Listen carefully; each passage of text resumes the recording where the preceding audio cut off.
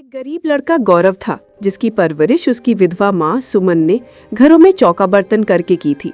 सुमन का सपना था कि गौरव पढ़ लिख कर एक सफल इंसान बने, लेकिन गौरव का ध्यान पढ़ाई में नहीं था, इसलिए वो 8वीं कक्षा में 2 बार फेल हो गया और फिर पढ़ाई छोड़कर घर बैठ गया। सुमन आंखों में आंसू लिए, हे ईश्वर, मैंने कौन से ऐसे कर्म किए थे जो मुझे ऐसा बेटा मिला।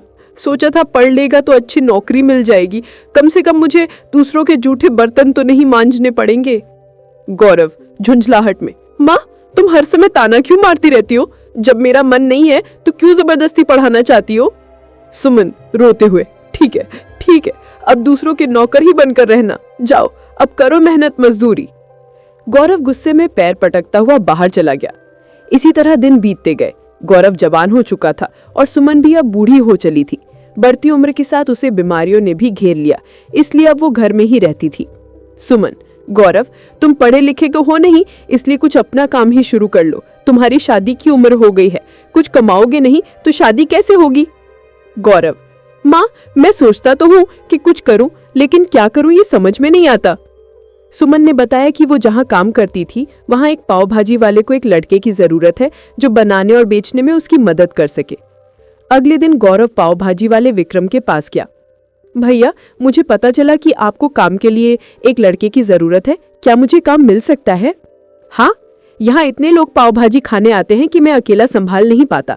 अगर तुम ईमानदारी से कर सकते हो तो अभी से काम शुरू कर दो। जरूर करूंगा भैया, मुझे करना क्या होगा? अरे ज्यादा कुछ नहीं, बस यहाँ खड़े होकर मेरी मदद करनी है। गौरव ने देखा कि वाकई विक्रम के पास पाव भाजी खाने वालों की बहुत भीड़ रहती है। वो विक्रम की मदद करता, ग्राहकों को पानी पकड़ाता, पाव भाजी बनने पर प्लेटों में डालता, प्लेटें उठाता और इस काम के लिए उसे 8,000 रुपए मिलते थे। काम करते हुए गौरव को 6 महीने हो गए। वो पूरी मेहनत और लगन से काम करता था और पाव भाजी बनानी भी अच्छी तरह सीख गया था। विक्रम की अच्छी आमदनी देखकर उसके मन में लालच आ गया। माँ, क्यों ना मैं पाव भाजी बेचने का अपना खुद का काम शुरू करूं, कम से कम दूसरों के यहाँ नौकर बनकर तो नहीं रहूंगा। सुमन खुशी से, बेटा तुम अपना खुद का काम करो, इससे अच्छी बात क्या होगी?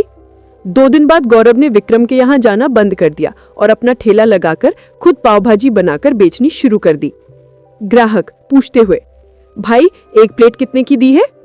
सिर्फ 20 रुपए की, वो भी मक्खन डालकर। वाह, बहुत बढ़िया। गौरव ने बढ़िया पाव भाजी बनाई और ग्राहक को दी। ग्राहक खाकर बहुत खुश हुआ और बोला, वाह, स्वाद बिल्कुल वैसा ही है जैसा विक्रम जी की पाव भाजी में होता है। इसी तरह गौरव के ग्राहक बढ़ने लगे। कुछ दिनों बाद उसकी शादी किरण के साथ हो गई। अब किरण भी मसाले भूनने, सब्जियां काटने और पाव भाजी बनाने में गौरव की मदद करती थी।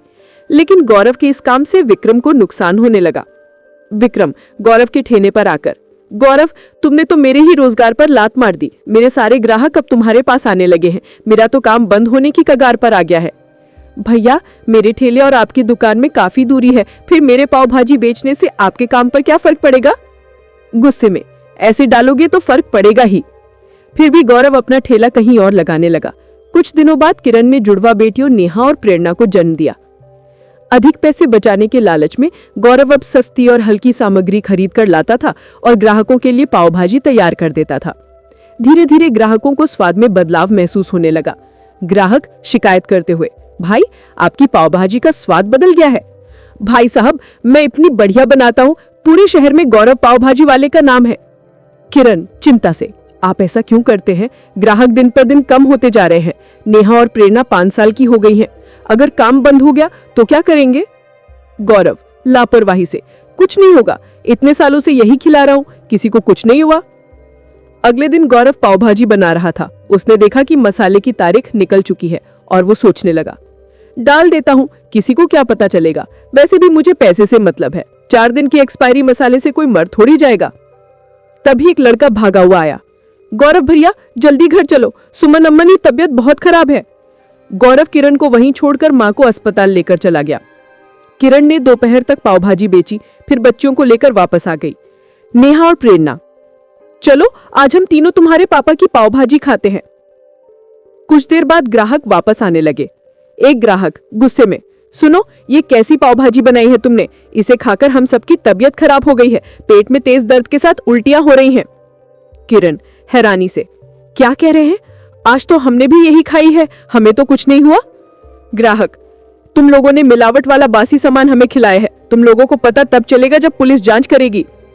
उनके जाने के थोड़ी देर बाद ही किरण और उसकी दोनों बेटियों के पेट में बुरी तरह दर्द उठा और उन्हें उल्टियां होने लगी। गौरव अस्पताल से लौटा और उन्हें इस हालत में देखकर घबरा गया। वो ठेला वहीं छोड़ उन्हें अस्पताल ले गया। डॉक्टर, लगता है इन्होंने कुछ खराब या बासी खाना खा लिया है जिसकी वजह से ये दिक्कत हो रही है। क्या खाया था? किरण कमजोर आवाज में, आपकी बनी हुई पाव भाजी खाई थी। गौरव चौंक पड़ा। क्या तुम लोग उस खाने से बीमार हुए? मुझसे बहुत बड़ी गलती हो गई किरण। मैंने कुछ एक्सपायरी मसाले डाल दिए थे। मुझे लगा था कुछ नहीं होगा, मगर मेरे लालच ने आज मेरी बीवी और बच्चों की जान पर बना दी। मैंने ऐसा कभी नहीं सोचा था। किरण उसे समझाते हुए, आपके लालच से आज हमारी और सभी ग्राहक की जान जा सकती थी।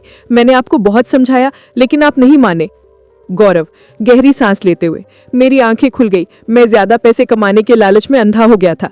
अब ऐसा कभी नहीं करूंगा। बस तुम लोग जल्दी ठीक होकर घर वापस आ जाओ। किरण और बच्चियां ठीक हो गई। उसके बाद गौरव ने फिर से पूरी ईमानदारी के साथ ताजी और अच्छी सामग्री से पाव भाजी बनाकर बेचनी शुरू कर दी।